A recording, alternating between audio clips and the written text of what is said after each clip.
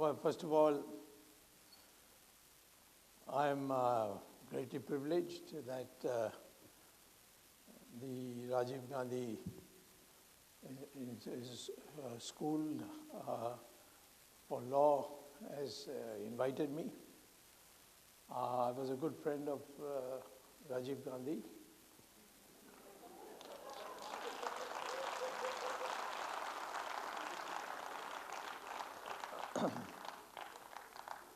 And I'm glad that he's being remembered. And so what I intend to do is speak about one of the new acts, relatively new acts, which was passed by Parliament. I was in Parliament when it came up, but I boycotted it when the voting came, saying that my points were not taken in, so I walked out. Many people walked out. But the ruling party then of Mr. Narasimha Rao got it passed. And it was in 1991. And what it essentially said was that, that now, henceforth, with the exception of the Ram Janmabhoomi temple matter, there shall be no further change in any of the religious institutions which existed as of 15th August 1947. Now, that meant that a large number of temples, for example, could not be restored. And there was naturally an uproar, but the Congress party then had a majority and they got it through. The essential point I want to make is that about 40,000 temples were deliberately targeted and destroyed. And in many places, a mosque was built on top of the temple that existed there. Now, I want to make a distinction between a temple and a mosque. A temple is of two types. For example, the Ram Janmabhoomi or the Krishna Janmabhoomi or the Kashi Vishwanath temple in Varanasi. There, the site becomes very important. And therefore, Ram was born in a particular place. Was he considered being born anywhere else in the world? No, only one place.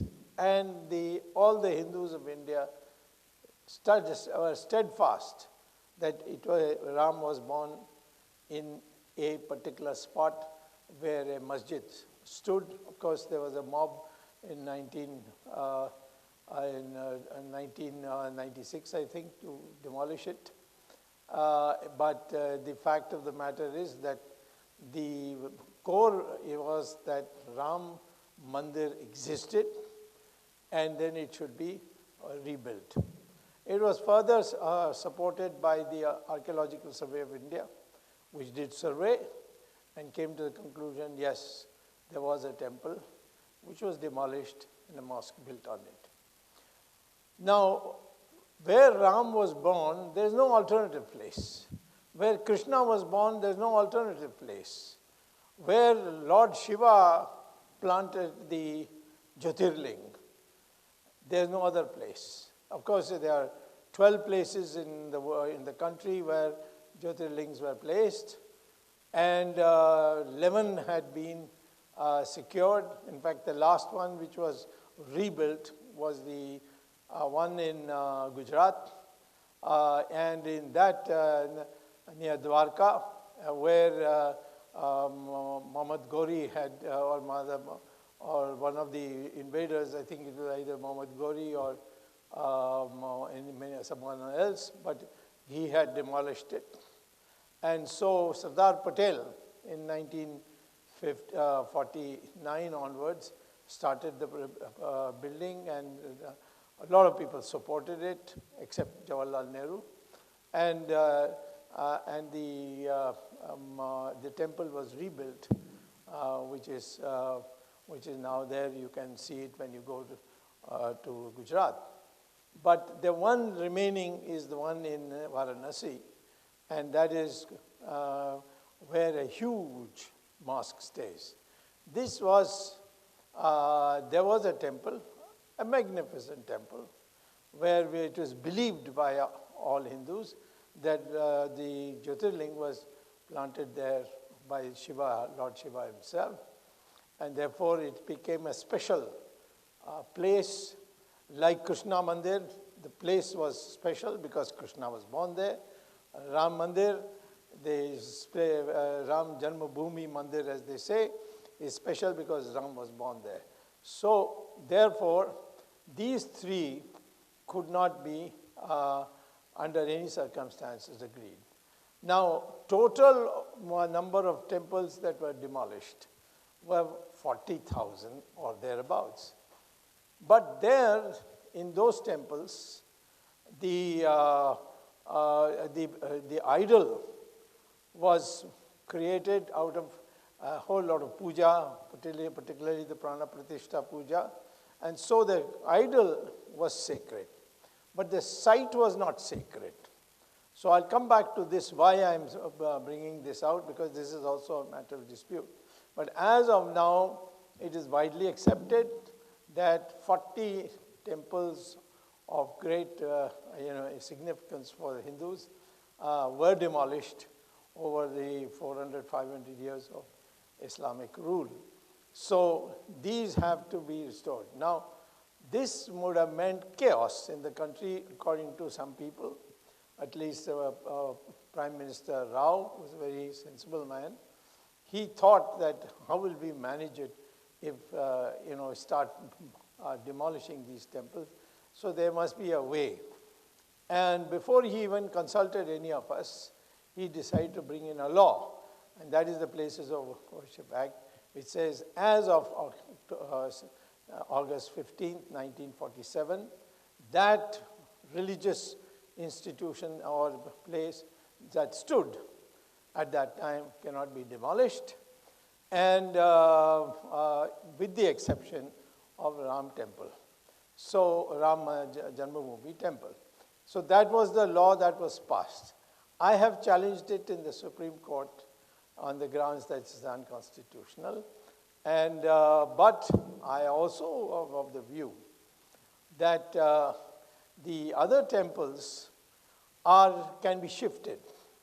Why? Because only the murti, that is subject to protection, and that murti, wherever it is being kept safe by people, can be put in a new temple. Now, when it comes to a mosque is a place to read namaz. It is not, there's no God there. And it would be blasphemy to say that, or for any Muslim to say that Muhammad is there or his statue is there. Mosque is purely a place for gathering to read namaz. But namaz can be read anywhere. It can be read on a road, it can be read on this place where I'm standing, it can be in your drawing room, it can be in an aeroplane, it can be in a railway train, all that. So namaz is a place which is independent. Reading of namaz is independent of the place. So why is this fight going on? If the mosque can be removed, shifted, then it will be good for the country. In the Ram Janmabhoomi temple case, where it originally started as to whom does this land belong? Does it belong to the Hindus or it belongs to the Muslims? Allahabad High Court said 2/3 of it belongs to Hindus and 1/3 belongs to the Muslims. And the matter came to the Supreme Court. The Supreme Court, because neither side accepted it, they said, no, the whole of it is ours, and we will not agree.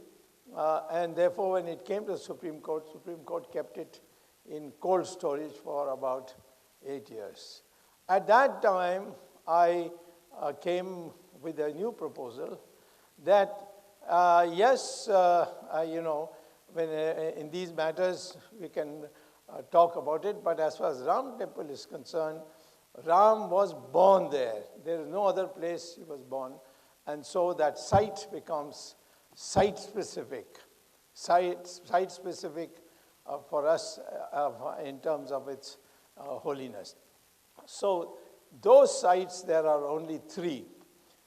Site number one is Ram temple, of course. Site number two, the birthplace of Lord Krishna, where a mosque is there on exactly the spot Lord Krishna is supposed to be by faith. And faith is there in the Constitution. You read the preamble, you will see faith is put there.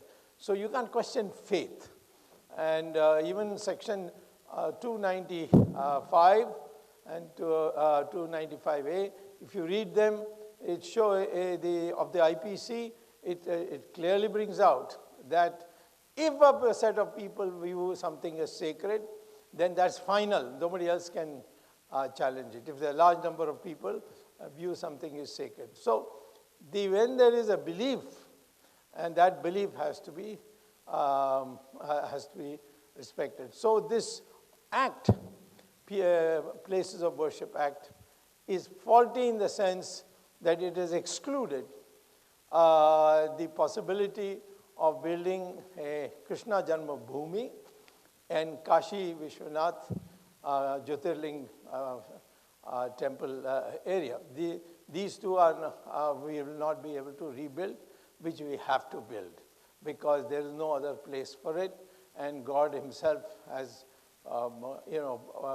shown himself to be there according to beliefs, and therefore these three have to be included. Places of Worship Act says no, only one, and that is Ram Janmabhoomi, and all others will be frozen, will not be changed.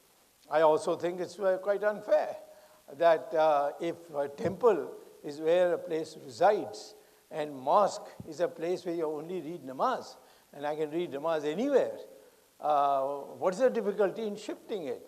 In fact, in the Ram Janmabhoomi case, we have now shifted the Supreme Court ruled, the Supreme Court re-looked at the matter of the Allahabad High Court after my petition was filed that my fundamental right requires that Ram must be built there. So on that basis, they decided to see whether they can work out a way by which the other side, that is the Muslim community, will accept it. And the Muslim community accepted it. And so in Faizabad, which is now renamed as Ayodhya district, a magnificent mosque is being built with the help of government money so that they can read namaz there. As I repeat again, namaz is a place where you congregate to pray, to do namaz. And when you look over the world, all over the world, in the Muslim countries, they regularly break mosques, shift mosques, and so on. Turkey had, in order to build a highway, had demolished almost 21 mosques which were on the way. And they said, no, it can be built anywhere else. If you go to Google and type whether in how many countries are mosques demolished or shifted to provide for public works, and you'll get a series of lists. It's only in India where this kind of thing is done. So I will say that the three restrictions that we placed for three that is not there presently in the Places of Worship Act, and therefore I have a petition where I say either you accept two more as exceptions and rebuild them, or I will, my other prayer in my petition is that this Places of Worship Act be declared as unconstitutional because it interferes with my fundamental rights and my fundamental right to pray where I think I should pray, and therefore Article 25, 26 is invoked, and therefore it should be taken away. Now, the question then becomes, how do we proceed with this?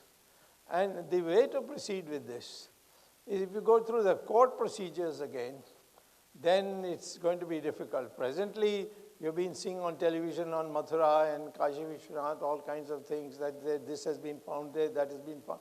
Those are all peripheral matters.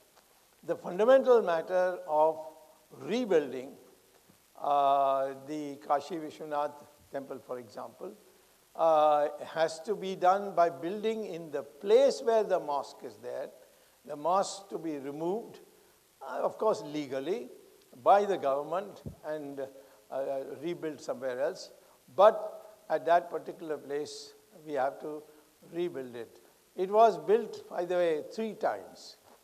First time Muhammad Ghori came and he demolished it. Then somebody else came and demolished it. And finally, when Aurangzeb came, he saw this whole thing has been rebuilt again.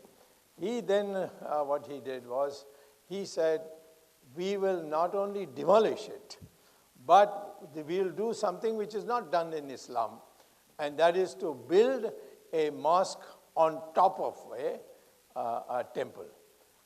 This was not done in the past. They just demolished and went away, and then the Hindus came and they rebuilt the temple. But in the case of Kashi Vishwanath, when Aurangzeb came, he gave the order that the mosque shall be built where the temple was demolished. They didn't do a very good job of demolishing the temple, because all parts of the temple were taken to build the mosque. So when you go there, you can see parts of the temple still there. In fact, the Nandi bull is sitting there waiting as if, when will you come and restore the temple? So many of the things that are part of the temple are still there. So that is something that which I think should have made the makers of the Places of Worship Act, what they should have done, what the then government ought to have done, is to make sure that either the 3 were exempted or made an exception by way of pointing out what will be the criterion, and then hunt for all the temples in the country which meet that criteria. So the Places of Worship Act, in my opinion, is unconstitutional, but in one sense it is desirable.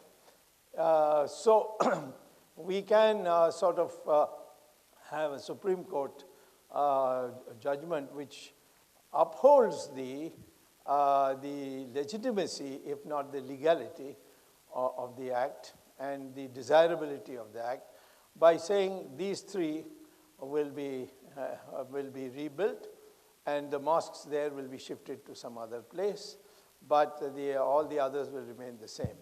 Because I think in our country, all said and done, we do have a very large population of people who believe in Islam. And whether people, their ancestors came or not came, it doesn't go. It's very difficult to say. If you were to do DNA testing of Hindus and Muslims, you will be surprised to find that the DNA is the same.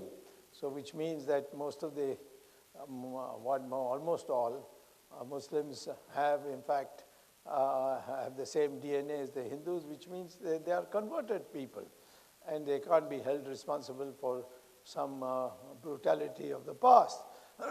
So therefore, we have to see that in order to continue with our society in a more peaceful way, where a gross injustice has been done, we must correct it.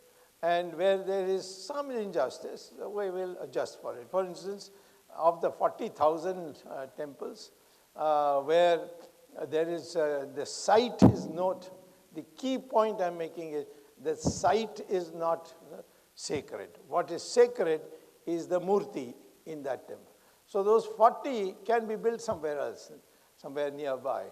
And thereby, the mosque can also continue, and the temple will also continue. Of course, in Islamic countries, they have never respected the religious temples or the Jewish temples or whatever. They never respected them. But that doesn't mean that we have to imitate them. Our religion, our culture is different. We try to adjust. We say all religions lead to God.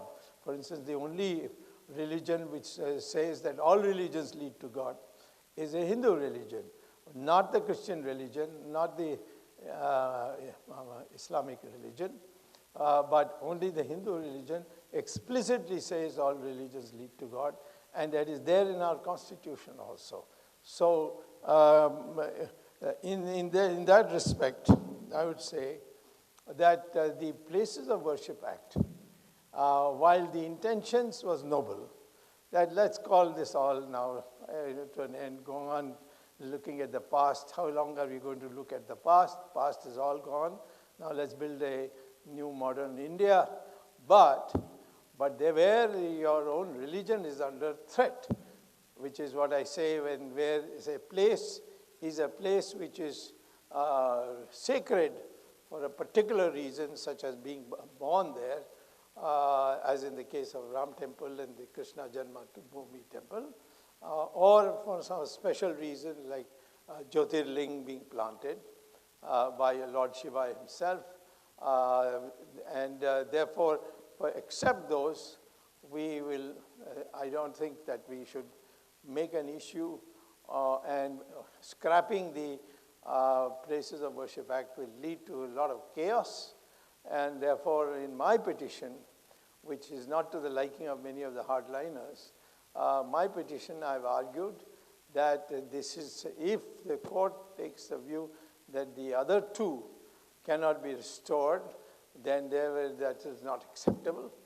And but if the court says that just as in the case of Ram Janmabhoomi, which was made an exception in one of the, I think section 4, but if I'm not wrong, if an exception is made for the Ram Janmabhoomi, on the same basis, the exception should also be made for these other two, and so that we can all live in harmony and not have any difficulty in having a society in which all religions are respected, all religions are taken as leading to God. Thank you very much. This is, thank you.